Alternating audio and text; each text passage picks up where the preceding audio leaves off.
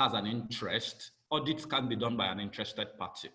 So an outdoor owner cannot be an outdoor owner and be auditing and be an auditor. A TV station cannot be a TV station and still do audits.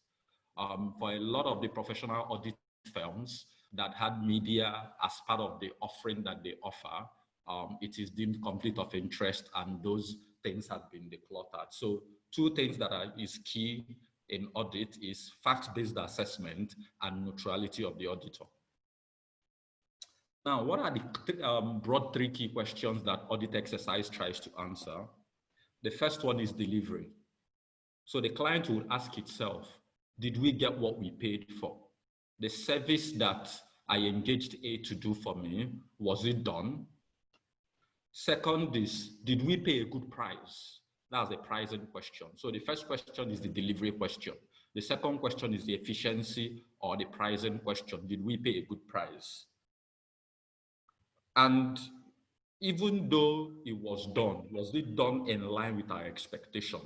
Because in the performance contract, the KPIs you have will include how the performance will be measured or tracked. It's not enough that you perform the terms of the contract. You have to ensure that you perform it the way as stipulated by the contract. So these are the three key questions any audit exercise tries to answer broadly in media and also specifically for out of home.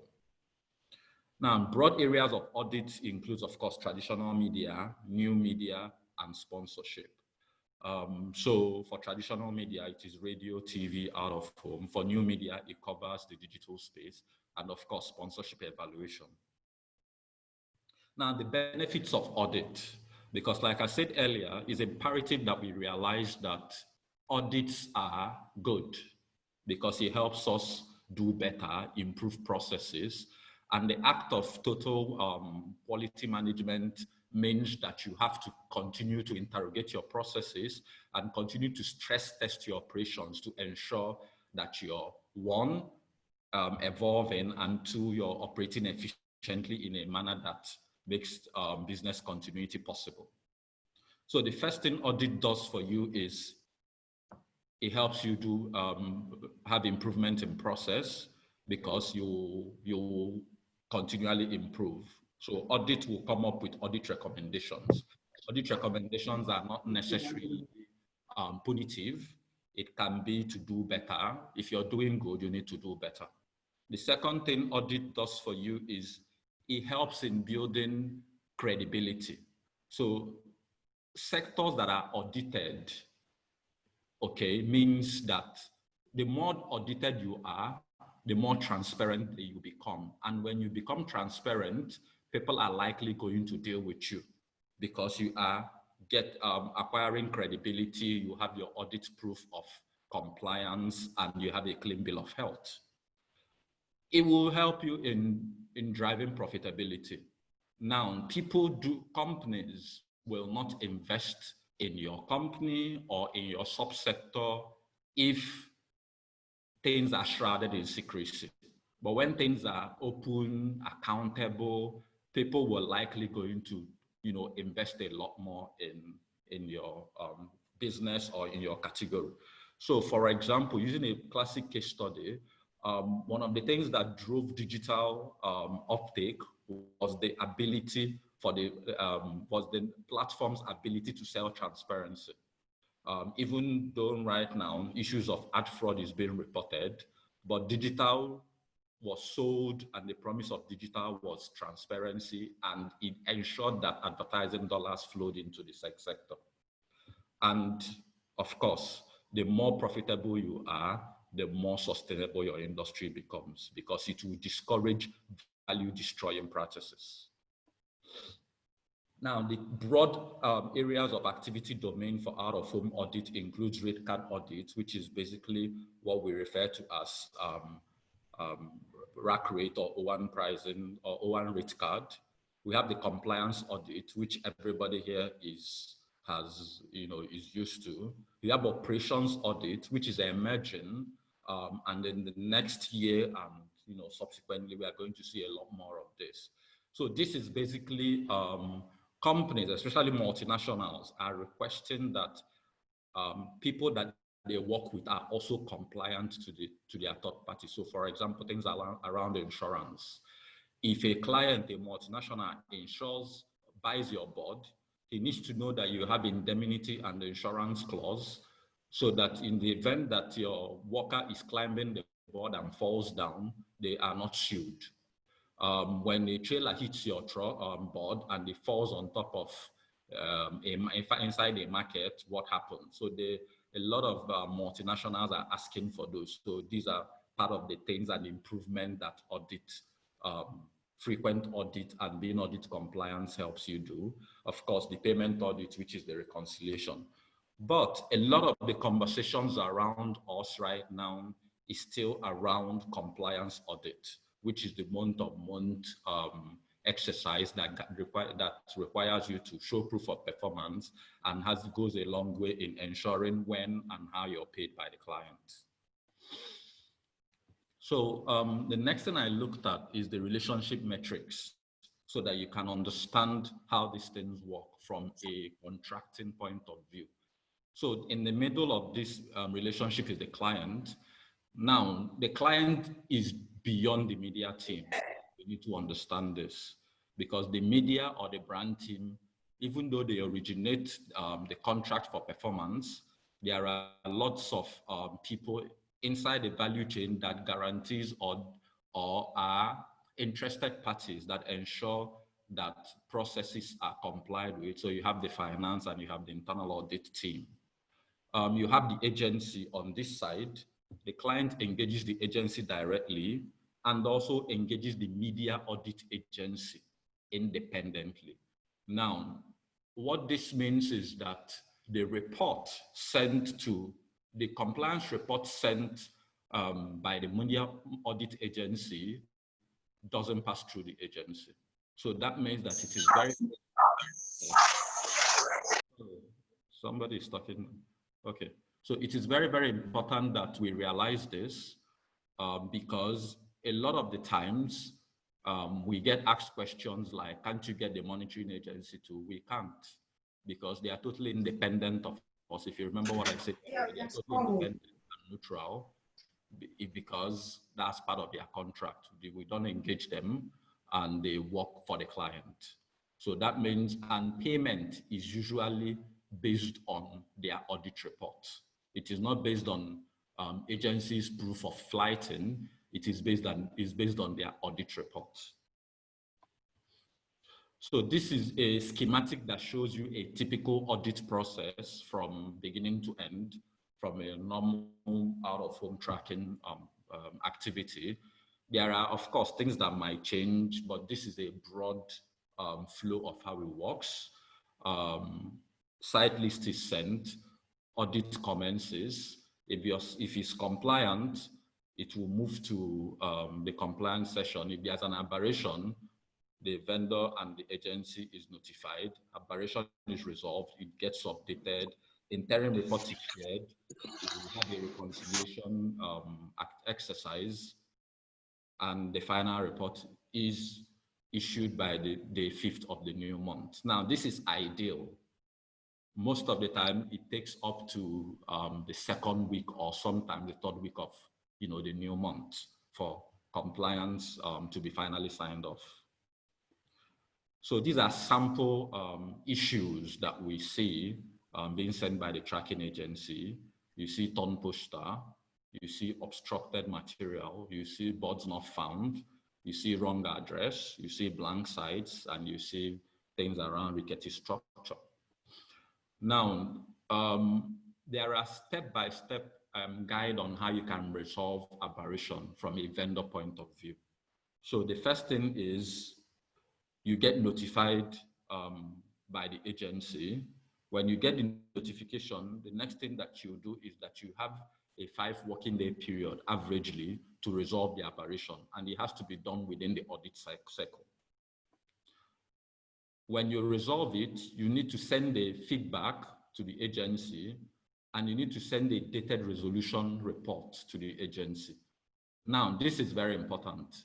The date on the resolution picture should be after the aberration has been captured and reported by the monitoring agency. So for example, if the monitoring agency reports your site not found, okay, on the 15th, you need to put a dated report that shows you resolving it on the 17th or 18th. If you come back and present a report which shows on the 15th, same day, or 14th or 13th, the audit company and the client audit team will not accept that. So this is very, very, very important. So when you send in your aberration report, it's also important that you follow up to ensure that it was accepted. Because you can send an aberration report that in your mind meets the standard requirement, but for one or two reasons, maybe the date is not clear, or you did it in another day, or you did not use the code, it can be rejected. And because sometimes the client doesn't come back to the media agencies to say to them that the revert that you gave on this aberration is not going to be treated, what happens is that you are going to just see the report at the end of the day. So it's important that when you send your aberration revert, you follow up to ensure that it has been resolved. And it is when this is resolved that we can start doing payment tracking. Okay, I will still have a session where we'll talk about payment tracking, but this is a step-by-step guide of what you should do if an aberration is reported on your site. Just be proactive, send mails, call the agency responsible, your contact there, the person that booked the job, and ensure that officially there is a resolution in writing that the issues that the monitoring agency has raised have been resolved. Verbal conversation will not suffice, okay? We need to get disciplined and follow through with the process, because this is an audit process. It has to be transparent, and there has to be a trail that people can go back and look at to see a sequence of events that they can refer to. So for O1 as a sectoral body, what do we need to do so that people can start to, when we talk about out-of-home advertising, people will look at us as an organization that is audit compliant, an organization that imbibes the best practices. What are the things that we need to do? So we need to create standardized rate cards that everybody is signatory to, or has signed off on, or is binding on everybody. Because the first challenge that we have for out of home that is not, that doesn't happen in other media is how much do you really does a unipole cost? So immediately you do not have a benchmark cost. It becomes almost unclear. It becomes an audit red flag to an auditor, because what baseline, what is the base figure that he's working with? So he calls media owner A. Media owner A says, I sell my unipole 10 naira. He calls media owner B. I sell my unipole 6 naira. At what point do we get a figure, a base figure, for the client to ask himself, have I bought efficiently? If we don't have that, it opens the industry to the perception of us not being open or honest or transparent as a subsector. The next thing is that we need to conduct safety and operational certifications for members.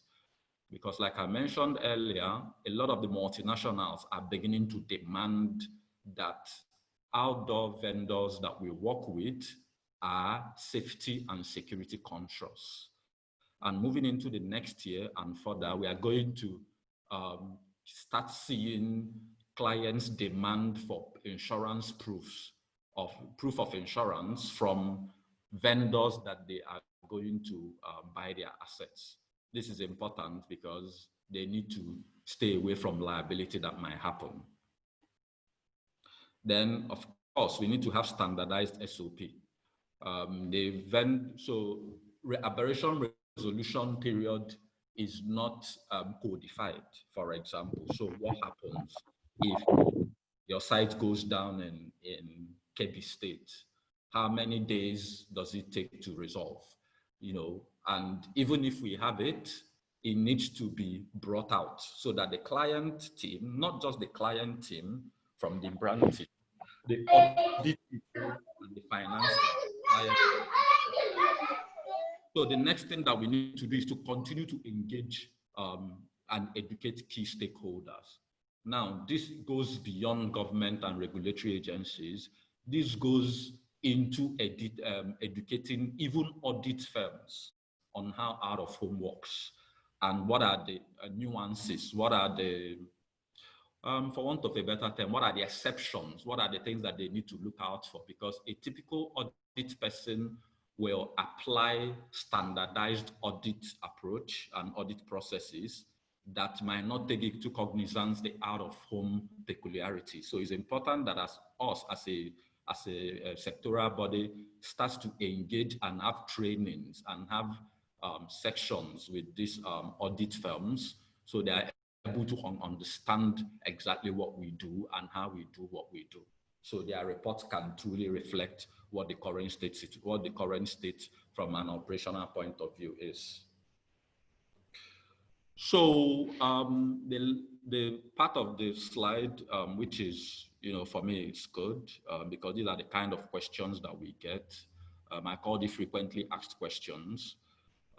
So the first question that typically arises is, if the audit company reports my site as having aberration issue, will I still be paid? So I think the answer to this is self-explanatory. You will not. We have the second one, issues like this. The site I gave you initially is no longer available. Hence, I went ahead to fly the material on another site with the same specification in the same area. Hence, I do not understand why I am not paid. So in what the audit team requires you to do from us is to ensure that you buy what you said you are going to buy, not something like you said you are going to buy, exactly what you said you're going to buy. In the event that your site is no longer available for any regulatory purpose or somebody bought it before the client commissioned the campaign, you need to officially send an email and get an approval to change the site. The fact that you moved it 2 meters away from the original site will not suffice, because if it's flagged, you will not be paid for it. So the third one is I missed your email. Please, however, see a dated picture showing that the issue was resolved before the end of the audit cycle. Why are you still surcharging me? So like I explained earlier, payment is done based on audit reports sent by the monitoring agency. If you do not resolve your aberration within the audit cycle, you are not going to be paid, because their final report is what payment is based on. The next question is, so when should I start expecting my payment? The client tells me that my payment is 45 days or 90 days. I flighted the material in April.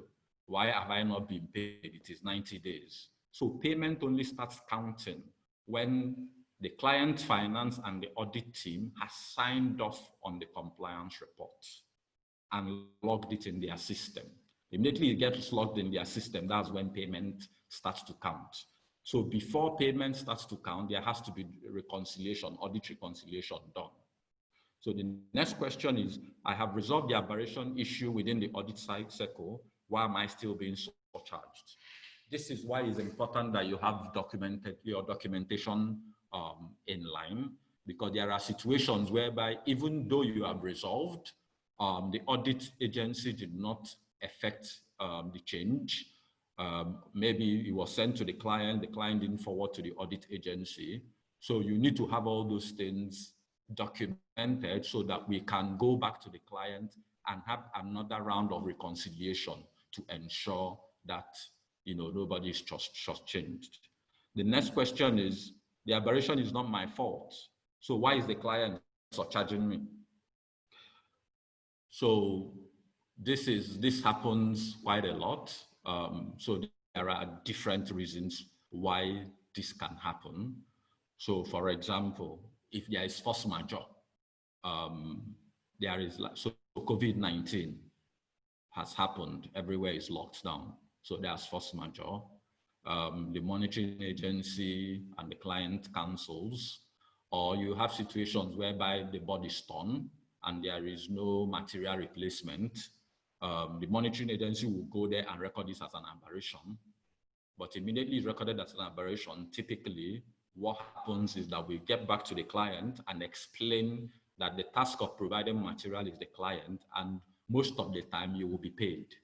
Sometimes the client kicks back and decides, you know what, let us pay the ones that are displaying and we will deal with this separately. So it might affect payment period, but usually we go back to the client to resolve. We send email correspondence showing the site was flighted, it was done by no fault of the client or vendor because the vendor doesn't produce material, and we communicated to you and you did not replace material. So your body is in charge. So we'll typically have that audit, reconciliation roundtable to finally, decide what happens. And most of the time, the decision is made in the favor of the vendor. So that is it. So questions for me?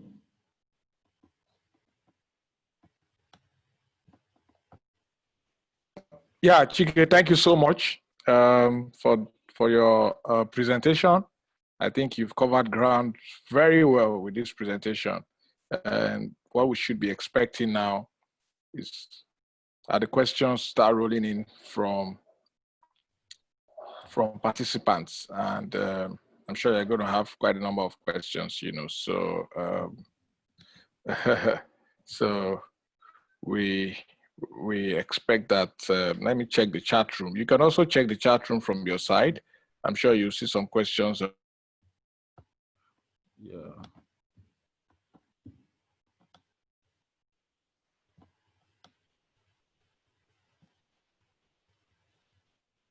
Okay, somebody is asking for questions around corruption when it comes to audit firms.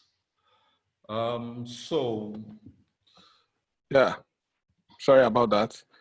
Yes. Like I said, the questions in the chat room, you should see some questions. You have to stop your screen shared now. So let's do that and then we can go on. All right, so fair enough, yeah. So detailed and balanced presentation. Okay, these are comments for you. People are already commending your presentation, so that's good enough. So I think we can go into the question and answer. Someone already said something about the presentation, and that's Obi. I don't know if you can see it from your end as well.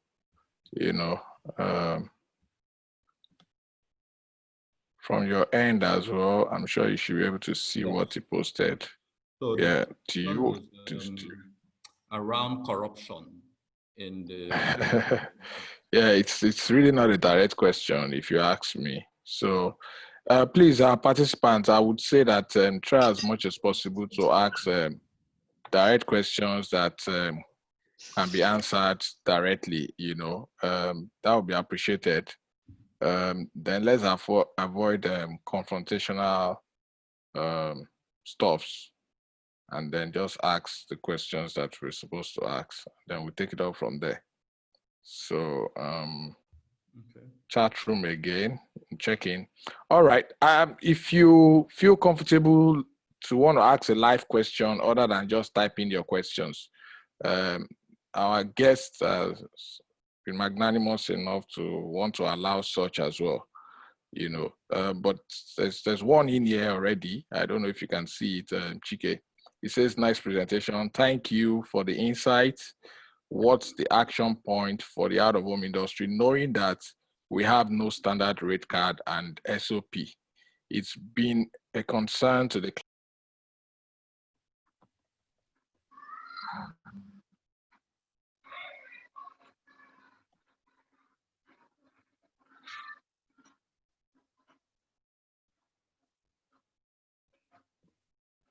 Hello, Babs, we lost you.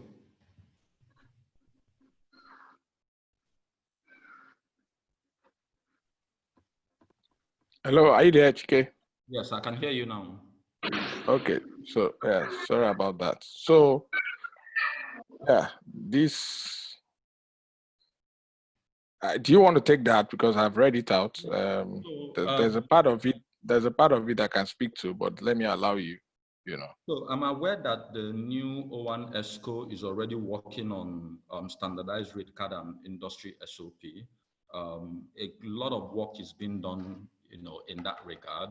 And I'm confident that if we continue in this trajectory, sooner than later, we will have a standard industry rate card and standard operating procedure, which we can now take on a client roadshow to educate the members of ADVAN and also talk to MIPAN and every other stakeholder so that there is an all-round buy-in of that. So this process is already ongoing.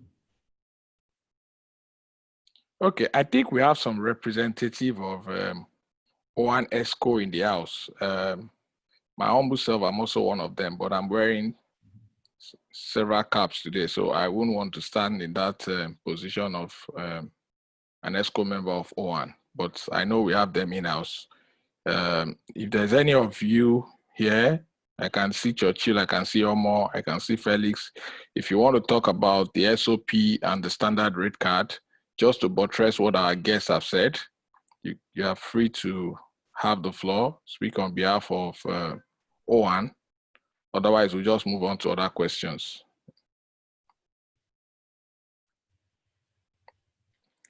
Okay, so yeah, someone has raised up his hand. Churchill, go ahead. You have the floor. You can unmute yourself. Please do. Okay, can you hear me, Babs? Very, very well. Go ahead, please. Go ahead. Okay, thank you and good evening, ladies and gentlemen. First of all, I want to appreciate our guest speaker, Mr. Chike, for the wonderful presentation, and my apologies for joining this forum a little bit behind schedule. I want to really buttress the need for all stakeholders to embrace the SOP.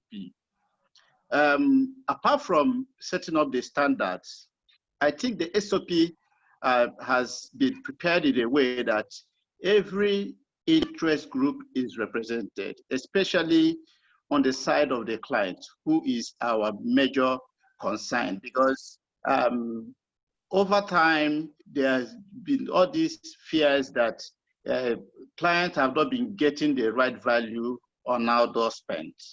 And if you go through the provisions made in the SOP, you discover that our focal point was the client interest to create. Sorry, Churchill, before cutting you in, sorry for cutting you in. You need to don't start from the basis of assumption. The person that asked the question is obviously oblivious of the fact that there's an SOP in place. Even our guest said precisely, and I'm not quoting him verbally, but the summary of what he said is that he's aware that O1 has been working on SOP. So, but the way you're sounding now, you are going ahead of them. So you need to start from the basis, So, because some participants here, I'm sure they are not even aware of SOP. So can you just start from the basis, Hello, Churchill. Okay, well, maybe, yeah. Babs, what I mean by start from the basis is, hello, Babs. You need to. I can hear you clearly. Can you hear me? Yes, I can hear you. I can hear you. What I'm saying is, first, I was expecting that you start from the fact that O1 has already launched, introduced this, and then if you can quote the date and the venue and all that, then before you now speak into the SOP, because you can't assume Okay. that everyone, for asking such a question, it means that there are some participants here that are not aware that one has got an SOP. So you need to speak in that manner. Okay, thanks for giving me that background information. Yeah, the SOP was actually made public on the 26th of February, 2020 at Sheraton Hotel. And all interest groups were represented, including APCON. And as a matter of fact, the document is with APCON right now, and is being fine-tuned to be released into the industry as a working document. I believe, if not because of the incursion of the global pandemic that we had, by now the SOP would have been in full swing to, direct things. But getting further in that, we, just like I said in my earlier remarks, that the focal point in SOP was to ensure that the client interest is well protected, there is a value creation, and there is a return on investment for every spent on out of home. But going further, I think in one of my last public presentations, we have even meeting the idea of having an intersectoral ethical monitoring and compliance committee that will ensure and monitor that all players play within the standards as enshrined by the SOP. Because going by what the feelers coming out from the industry now, you also discover that some people have not really come to terms to see the need for us to recalibrate things and begin to embrace the new way of doing the advertising business. So I will want to assure everybody here that on the O1 side, we are working around the clock to make sure that we introduce the best global standards, ensuring that values are created, there is good return on investment, and that every interest group is protected. Because it's not all about making profit. It's all about rendering service and creating the right value for our clients. Continue till we get there. The issue of data is out of it now, because we already have a data in place that have justified that out of home is still relevant, out of home is still making impact in the advertising mix, and there is nobody who may want to spend on out of home now and will begin to nurse that fear that, oh, I can't even justify what I'm spending on. So from our side, I must assure you that the current ESCO is hell-bent. The president is very focused on making sure that we redirect things. And of course, with all hands being on deck, we are going to get there soon. Thank you. So thank you, Churchill. I think, everybody is happy with that, because if we have standardized processes, it makes things, it makes things will become a lot easier. So thank you for that.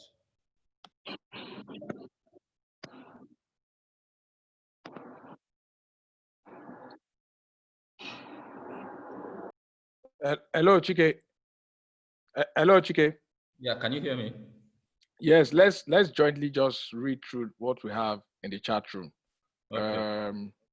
Another comment here, I don't know whether, okay, Omo Abudene says, with technology, aberration can be reported same day. This gives all parties ample time to remedy the situation. Why are we not pursuing this route? The SOP is on course and standard rate card as well. So that's his own contribution. Yeah. So I agree that technology helps in ensuring that things are more automated, and this is part of why, like Churchill mentioned, we need to have multi-sectoral engagement. Okay, people need to understand how what they do affects everybody else, and when we begin to have those conversations and show people what is possible, because anything technology comes into becomes a lot more transparent. So not just from even aberration reporting issue, if we can put processes and technology in the media monitoring process, It will ensure that corruption is limited and we will become a lot more transparent as an industry. All right, thank you very much. I think that's part that you mentioned, corruption can be limited. I think that should take care of this second comment here from Obi Naobi. It says that good presentation. How do we deal with issue of a corrupted audit process? This causes lots of stress and delays payment process. I think you've already spoken to that. Do you want to add to it? I think you mentioned something about that that will help us. Then another one comes here in from Jude. It says, thanks, Chike, for the detailed presentation. Just like in the electronic media, will it be possible to make it a standard to visit sites about 4 times a month, as aberration in 1 week of campaign could be resolved few days after? What's your take on that? So my advice to media vendors will be to ensure that you have your pictures taken at least the last day of the month, to show that at the last day of the audit cycle that your board is up, irrespective of whether you have compliance issue or not. It is important that we begin to take compliance very, very seriously. So for people that can afford to go weekly, that will help their operation, and that will also help the agency agency records. But to make it a duty for everybody might be difficult, because some vendors might find it difficult going to different locations to take pictures weekly. However, the audit process at this point is monthly, so you're just expected to ensure that your site is, at the point the audit agency visits it, is standing, which is once a month. When we start to do weekly monitoring, then maybe that one can come up. But from a process point of view of an outdoor company, I will recommend that you have pictures of the last day of the month of your site being up and displaying, in addition to any other day of the month, which shows your site also displaying. That way we can be able to tell the client, as at the last day of the audit cycle, this board was reported displaying.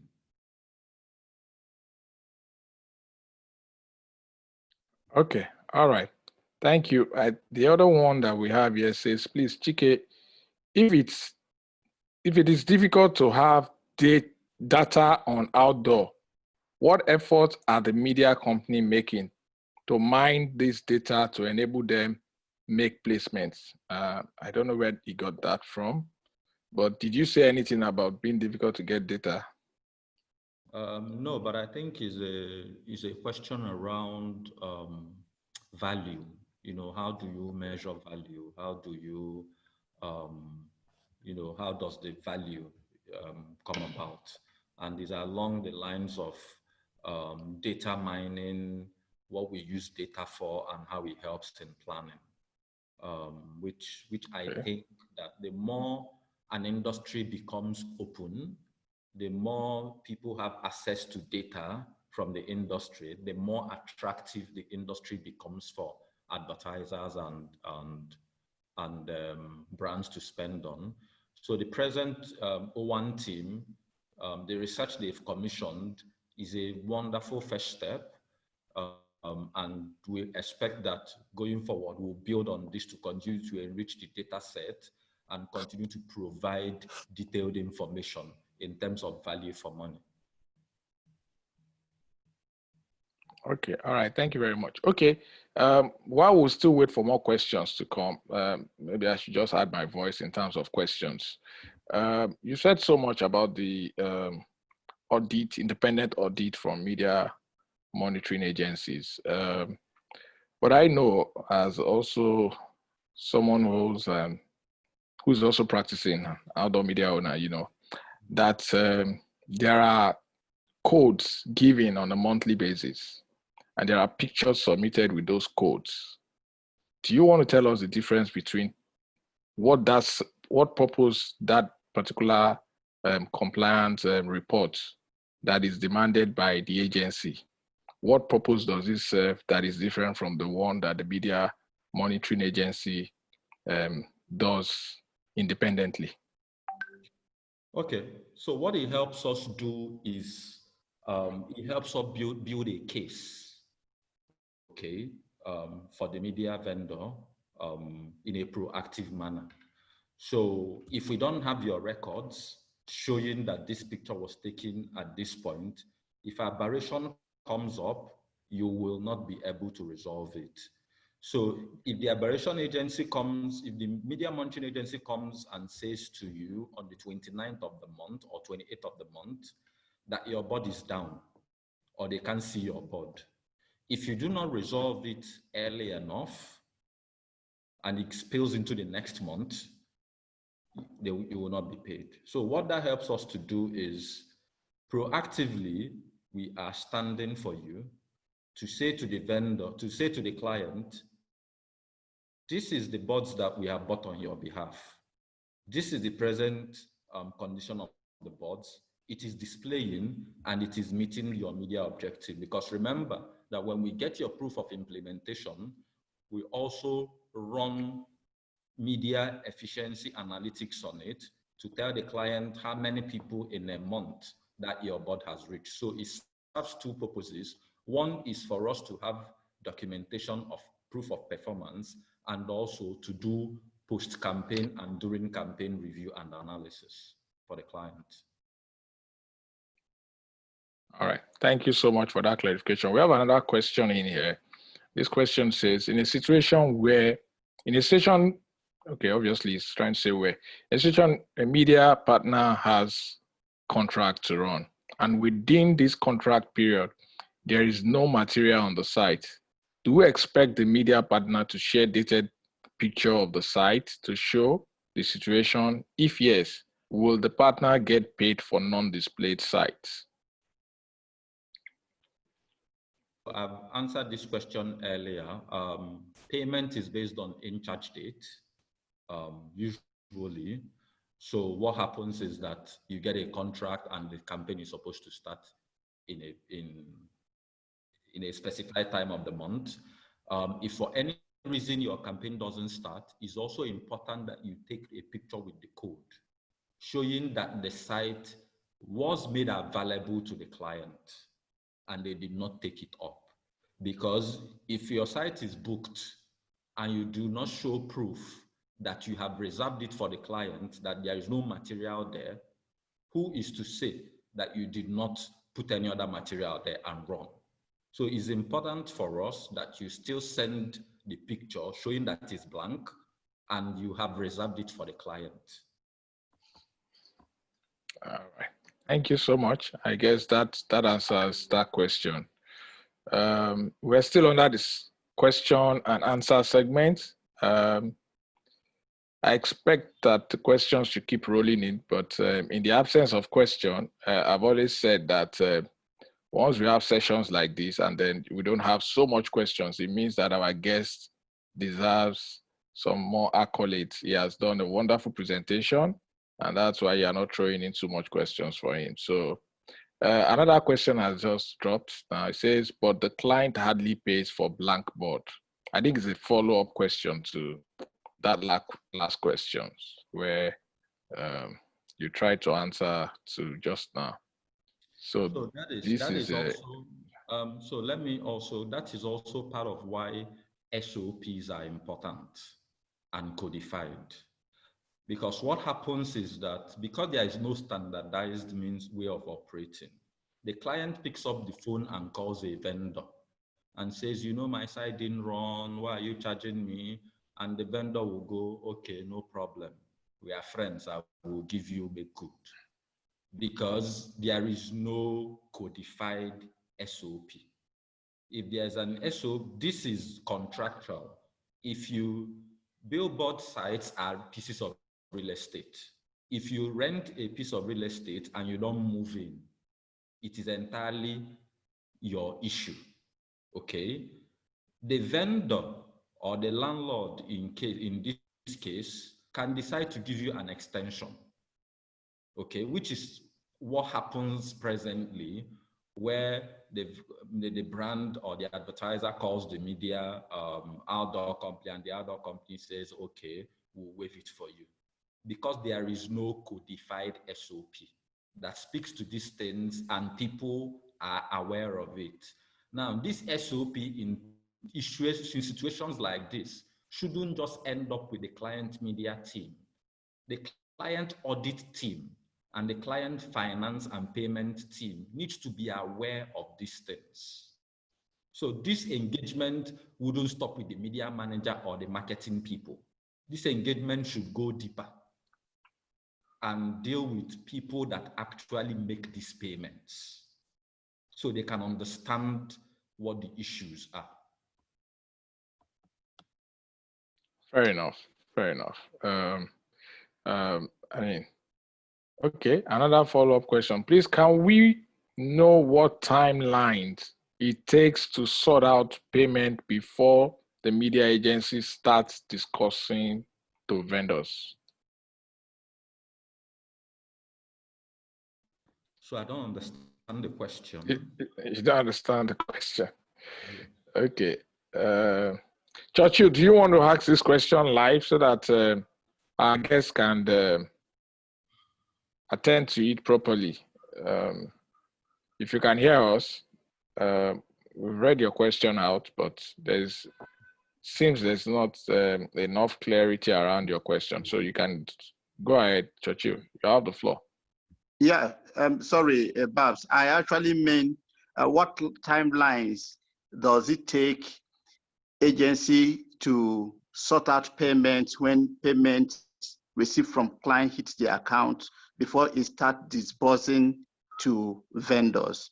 And then secondly, what would make a media buying agency begin to make selective payments on vendors on that work on a particular account that client have fully paid, and then you decide to pay some vendors and not pay some vendors. And when inquiries are made, you are keeping mute over that. There is no clear explanation on why some set of vendors have collected payments and some other set of vendors have not collected payment on a project that all of them work together, and there is confirmation that client has paid 100% on all those projects.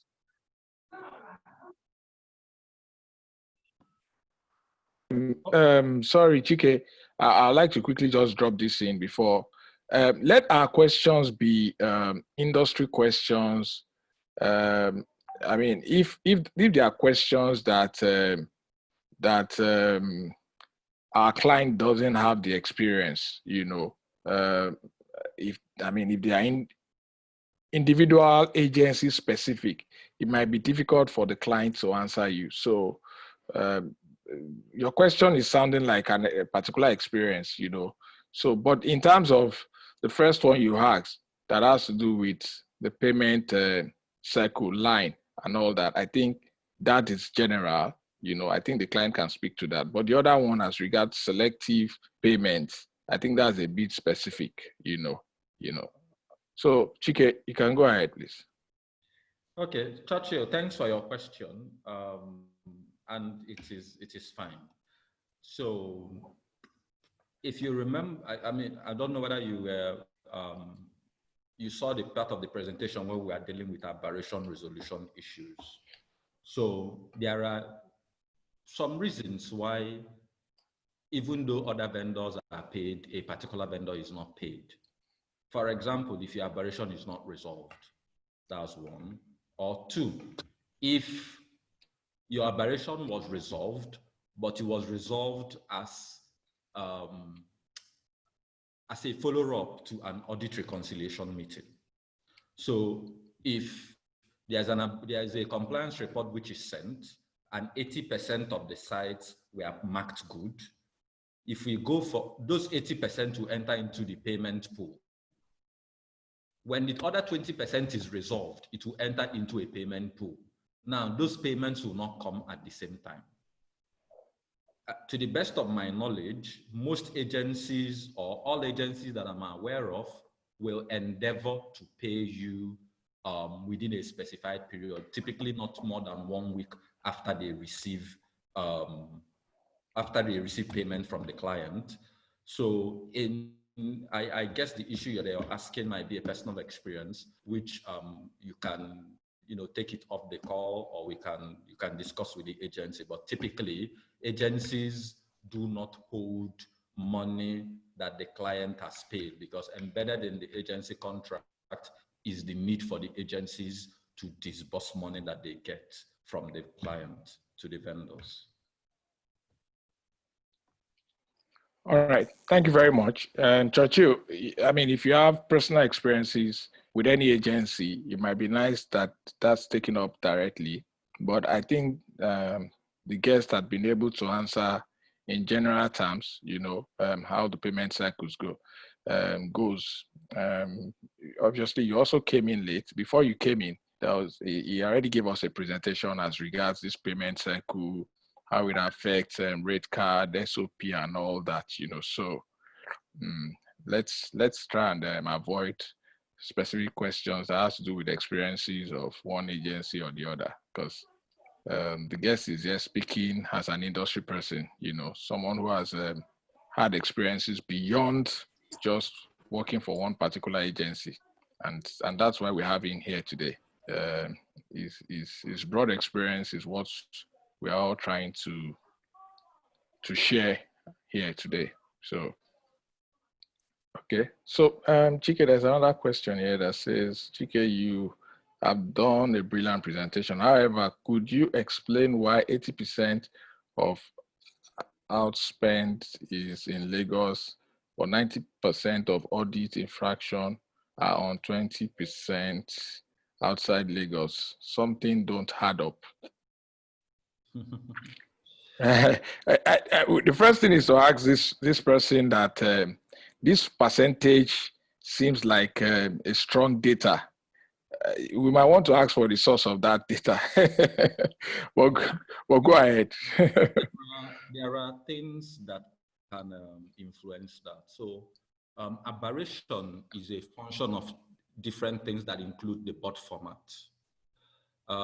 The smaller the BOD formats are, the more likelihood that you have an aberration. So 48 sheets will likely have more aberration than a unipoll, okay? Because of size. People can just go and take your material and go and use it to do tarpaulin for their store. Other issues that you have is highly densely populated areas. It becomes is a lot harder to steal materials there, unlike what you have in places up north or deep south, where you have less population cluster. Now, the type of assets you have in Lagos are predominantly large format sites, LEDs, big unipolls, and the rest. And because a lot of the client head offices are in Lagos, aberrations are dealt with quicker. So you have fewer 48 sheets in Lagos. And if you check from my experience as an auditor, I found out that the smaller the sheetage is, the more likelihood that you have an aberration on that site, on that format. And a lot of the small formats are outside Lagos. So if you do an aberration analysis of BOD format, a lot of the aberrations that you will get is around the small sheetage, 48 sheets, and the rest. Okay, so this also explains it. Thank you very much. Okay. I can't agree less with you with that answer. It's a no-brainer where you have smaller formats and a bit of cluster. They are going to have more things to deal with than when you have a bigger format. So that speaks to that. So our time is fast spent. I'm seeing that people are already giving you thumbs up in terms of great presentation, great answer, and all that. This is coming from the OAN president, Emmanuel Ajifo. So good commendation for you. Your colleague is here, Marianne. She's also saying, well done, Chike. If we have more questions, let's throw them in. Otherwise, we'll be rounding up. We've done over an hour. We've done over an hour already. There's a question. The question that he's talking about is on ad spend, not actually on aberration. Okay. In terms of percentage of ad spend, yes. Why is more being okay? So all right. Thanks for that. Thanks for that clarification, Obi. So Chike, you can take that up again. So marketing and advertising is supposed to help a brand achieve their business and marketing objectives. So things account. So Lagos is actually the biggest city in Nigeria. Lagos GDP is more than a lot of the GDPs of a lot of the ECOWAS countries. So Lagos is like New York, okay, in Nigeria. And in America and in England, the share of out-of-home spend is largely, New York carries a huge chunk of it because that is where the spend and the consumers are. Also, cost of media and also format. The LEDs, the quantum of the LEDs you have in Lagos, you don't have it in almost all the West African countries put together, okay? That means that there is a huge market for this and people are spending more. A unipole in Lagos costs almost twice what it costs in some other place in the East. So this accounts for this huge spend, the availability of the market for brands of people that they are trying to reach, and also the cost of these assets. All right, thank you. Another question just came in, someone that came in late, Chika. It says, how do you resolve aberration on LEDs? Okay, aberration on LEDs is resolved by, of course, providing pictorial evidence or video evidence of the site displaying after the audit agency has reported this as an aberration.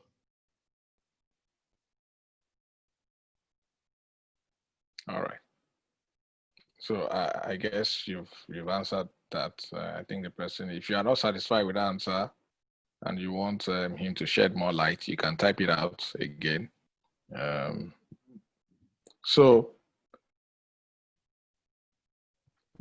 in the absence of any additional questions, I think we've done 5 minutes on top of the hour. This is 5 minutes after 5. We started 4 p.m. I think we've done justice to the questions of today. Great presentation from you, Chike, once again. By way of parting shots, you might just want to wrap up everything that you've said today, the questions that have come, as a final word from you, as we end today's edition of Outdoor Republic Live. Yeah, so I started with